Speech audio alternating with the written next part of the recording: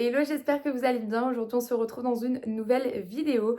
Aujourd'hui, je vous retrouve dans une vidéo spéciale Award. Donc, je vais tout simplement vous faire les Awards livresques. J'ai trop hâte de vous faire cette vidéo. Donc, il y aura vraiment plein d'awards, plein de trophées que je vais donner. Je suis personne pour donner des trophées, mais voilà. J'aime trop, je sais pas du tout si le concept existe, mais en tout cas je me suis dit que ça pourrait être grave sympa. Essayez de faire quelque chose d'un peu différent dans la façon de filmer puisque vous avez un mode cinématographique, donc je sais pas si vous préférez ça ou si vous préférez l'autre style de vidéo, n'hésitez pas à me dire. Et puis on est parti. On va commencer par le meilleur auteur ou la meilleure auteure. Pour moi, c'est Brittany Sechere qui remporte ce trophée. J'ai adoré tous les livres que j'ai lus d'elle, donc que ce soit la saga des Compasses, que ce soit la saga des The Element, que ce soit ses livres individuels comme La Force de Renaître. Pour moi, elle a tout ce que j'aime, sa plume est juste incroyable, les histoires sont toujours très fluides avec des petits rebondissements, des personnages très attachants et je trouve vraiment que voilà, ces romans c'est fluide en fait, c'est tout ce qu'on aime quand on veut lire une new romance. Donc pour moi, c'est Brittany Sechere qui gagne ce trophée haut la main.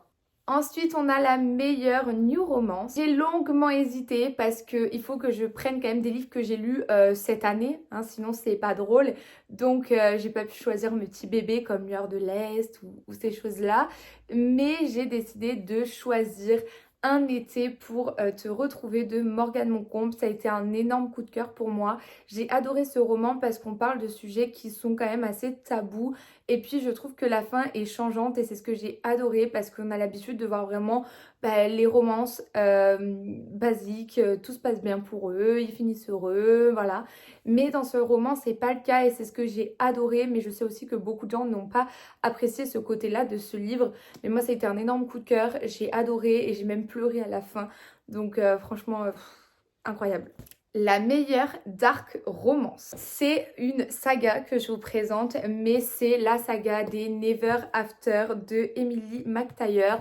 Donc que ce soit Werch, Scared ou Hooks. Hooks j'ai lu l'année dernière, donc il rentre pas dans le jeu, mais en fait c'est clairement la saga que j'ai adorée. Donc je pouvais pas en fait ne pas mettre cette saga comme mes chouchous de la dark romance. Même s'il y a une dark romance que j'ai adorée, mais que j'ai mis dans une autre catégorie, donc je me suis dit ok c'est bon, vu que c'est dans une autre catégorie ça passe.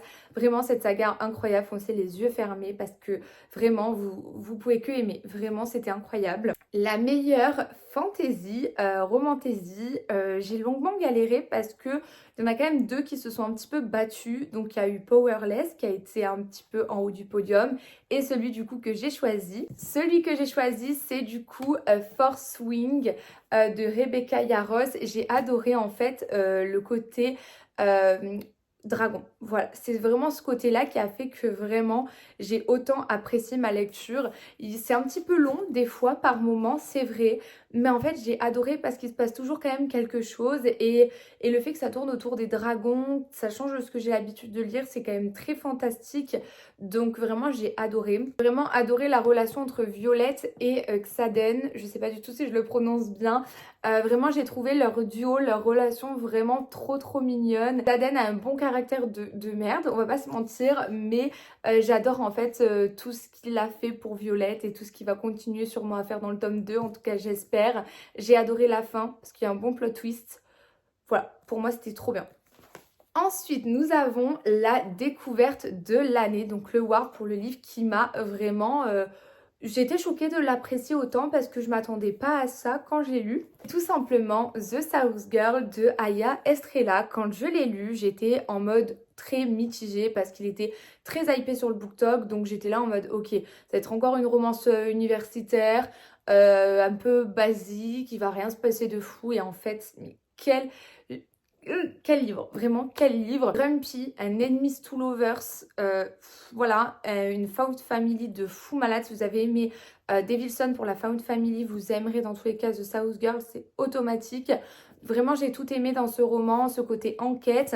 Je sais que dans le tome 1, il n'est pas très poussé, mais il paraît que dans le tome 2, il est encore plus poussé. Donc écoutez, j'ai trop hâte. Et puis la romance dedans était trop belle. Et ce que j'ai adoré, c'est quand les seconds personnages sont très travaillés. Je trouve que ça permet de vraiment rentrer dans l'histoire encore plus. Et là, c'était le cas. Il y avait les protas, mais il y avait aussi tous les personnages secondaires qui étaient très travaillés avec des relations pour chacun. Tu vas suivre leurs relations. Donc c'est ce que j'ai vraiment adoré, donc je vous conseille les yeux fermés, ce livre incroyable.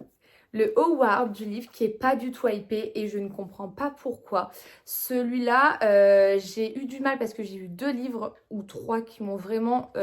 où j'ai eu cet effet, mais alors celui-là, c'est je pense celui avec le plus d'effet. C'est Je te retrouverai de Maël Pau. Vous êtes sur une dark romance très soft autour de la mafia. Donc vraiment c'est tout ce que j'aime. Vous allez suivre Chris qui rentre dans un gang sans vouloir vraiment rentrer et Danny qui est son ami d'enfance. Donc ils vont devoir être séparés, ils vont se retrouver plusieurs années après puisque Danny doit enquêter sur ce fameux gang où Chris fait partie, où Chris appartient en tout cas. Donc vraiment j'ai vraiment kiffé, vraiment j'ai kiffé, je m'attendais pas à ça, les protas sont super attachants, on est sur du Friends to Lovers, to Enemies to Lovers, plein de trucs, vraiment j'ai adoré, on est sur vraiment ce côté seconde chance, vraiment incroyable et encore une fois je comprends pas pourquoi il n'était pas autant hypé alors que vraiment il mériterait beaucoup plus parce que la plume était incroyable et tout était bien écrit, bien amené donc... incroyable. Ensuite, on va faire la meilleure saga. J'ai pas forcément galéré pour faire ma meilleure saga, puisque pour moi, pour faire une meilleure saga, il faut que tous les tomes soient assez égaux. Par exemple, les Devilson, j'ai eu un peu plus de mal avec le 2 et avec le 4, donc c'est pour ça que je pouvais pas la mettre. Il y a des sagas qui étaient juste incroyables, mais que j'ai lu en 2023, donc qui ne comptent pas dans les Awards 2024. Donc ça a été pas très difficile. C'est la saga des Seasons de Morgane Moncomble. Je les ai tous aimés. Celui que j'ai le moins aimé, ça a été Un printemps pour te succomber, qui a été celui avec lequel ça l'a moins fait. Mais sinon, j'ai vraiment tout adoré dans cette saga. Mon préféré, je vous l'ai montré, c'était Un été, en presque égalité avec Un hiver. Et puis après, je les ai tous aimés. J'ai adoré Un automne parce qu'on parle quand même d'une enquête et tout. C'est un style de thriller. J'ai adoré Un hiver parce qu'on est sur du patinage, de la proximité forcée, du Enemies to Lovers. Adore, trop bien. Et sur Un printemps, on est sur un fake dating, mariage forcé, mariage arrangé. Enfin vraiment, c'était vraiment des livres juste incroyables. Et chaque livre avait sa personnalité et franchement, j'ai adoré. Ensuite, nous avons la meilleure dystopie et je crois que j'ai triché parce que j'ai mis Perfect Love alors que je l'ai lu l'année dernière. En fait, comment vous dire, je n'arrive pas à oublier ce livre. Donc à partir du moment où j'arrive pas à l'oublier, je me dis je peux pas l'enlever et c'est surtout que j'ai pas lu d'autres dystopies qui m'ont chamboulée. À part Powerless et encore je suis même pas sûre que ça soit une dystopie Powerless donc c'est pour ça que je l'ai pas mis. Mais peut-être que c'en est une. Je suis pas sûre donc c'est pour ça que j'ai remis Perfect Love. Mais je l'ai lu l'année dernière, c'était un énorme coup de cœur. En soi je triche pas trop parce que The Perfect Fall qui est du coup le 3e tome, je l'ai lu cette année. Donc techniquement je triche pas. Voilà, c'est juste que j'ai pas montré le bon, c'est tout. Le livre qui m'a fait le plus pleurer cette année, ça a été compliqué. J'ai eu plein de livres qui m'ont fait pleurer cette année. Mais je pense que celui qui a vraiment fait une noyade, Tous nos lendemains. J'ai pleuré, mais toutes les larmes de mon corps, vraiment. Ce livre était juste incroyable, avec une 30 secondes chance, avec un Friends to Lovers, to Enemies to Lovers. J'ai juste adoré, vraiment. Il y a de la proximité forcée, enfin vraiment... incroyable. Chris fait tout pour essayer de se faire pardonner. Chloé décide de quand même lui laisser une seconde chance et ça je trouve ça trop beau la manière dont en fait leur relation est construite et leur seconde chance est construite. C'est une fin que tu ne veux pas et que tu ne t'attends pas bien évidemment mais c'est vraiment une belle leçon de vie en fait, un beau message en fait qui a été passé et je le conseille à tout le monde. Vraiment, c'est une douceur ce livre, vraiment. Ensuite, on a la meilleure relation MM, donc entre 2 garçons. Et j'avoue, j'ai longuement hésité parce que vous connaissez mon amour pour Knox et Thunder dans Les Dieux du Campus. Mais j'ai décidé de ne pas les mettre et vous comprendrez pourquoi. Donc, j'en ai mis un autre. Esprit d'équipe des Emelou. J'ai choisi Elliot et Darek, voilà, parce que j'ai vraiment adoré leurs personnages, leur construction, le fait qu'il y en ait un qui s'assume, l'autre qui s'assume pas, la proximité forcée qu'ils sont obligés d'avoir, le côté enemies to lovers, vraiment c'était juste incroyable, très bien écrit, très bien amené, avec des bonnes leçons aussi de vie je trouve, avec des beaux messages qui sont passés dedans, Donc vraiment, foncez les yeux fermés si vous cherchez une romance MM autour de la romance universitaire. Voilà, foncez, c'était trop trop bien. Et le dernier award, je le donne à ma romance universitaire préférée.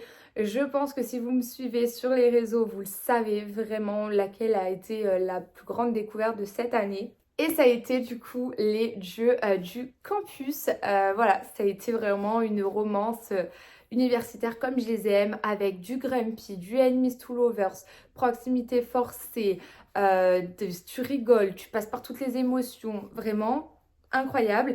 Mes tomes préférés, encore une fois, je pense que vous le savez si vous me suivez, c'est Thunder x Nox, mais j'ai quand même beaucoup aimé Lender et Dante. Mais je rêve de ces livres. En fait, à chaque fois que je les regarde dans ma bibliothèque, je me dis mais qu'est-ce qu'ils sont bien et pourquoi ils sont pas aussi hypés sur les réseaux, parce que vraiment je les trouve incroyables avec une belle alchimie entre les protas. Si vous avez aimé Campus Driver, j'en suis sûre que vous aimerez ces romans, donc foncez les yeux fermés. Voilà pour mes awards. J'espère que cette vidéo vous aura plu. Moi je vous fais de gros bisous, je vous dis à une prochaine vidéo et prenez soin de vous.